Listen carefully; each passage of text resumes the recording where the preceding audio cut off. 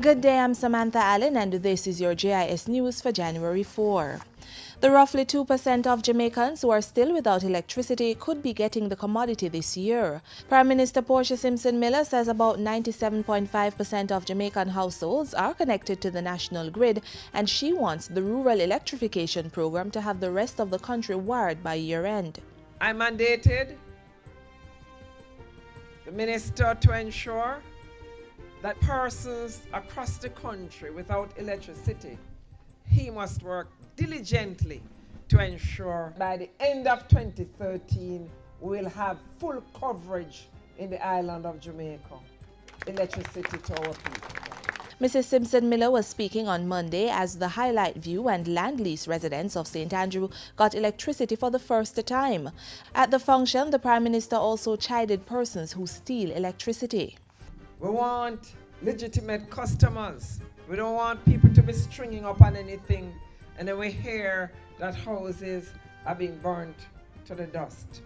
Government's plan to develop a global logistic and shipping hub is getting significant interest from the Asia-Pacific region. Industry, Investment and Commerce Minister Anthony Hilton tells JIS News that in addition to the Chinese government and its private sector, investors out of Singapore are also looking to capitalize on the hub. The Asia-Pacific region welcomes the development of this hub because this hub will play a pivotal role, critical role in the global trading system. The opportunity in the logistic hub is also an opportunity for investment in factories, in manufacturing, in distribution, in assembly operation.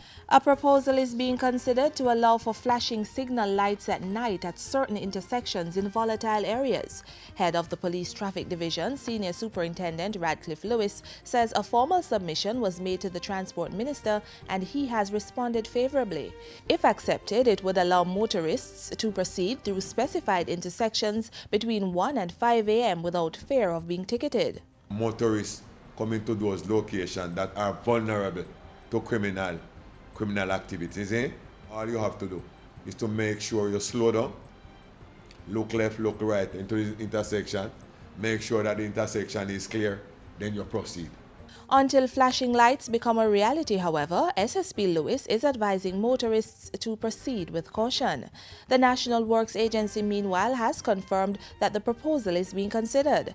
NAA spokesman Stephen Shaw says the technology is available to make it happen, but the agency would need to acquire the software from overseas.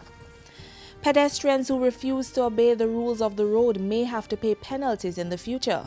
Of the 258 persons killed in road crashes in 2012, 83 were pedestrians.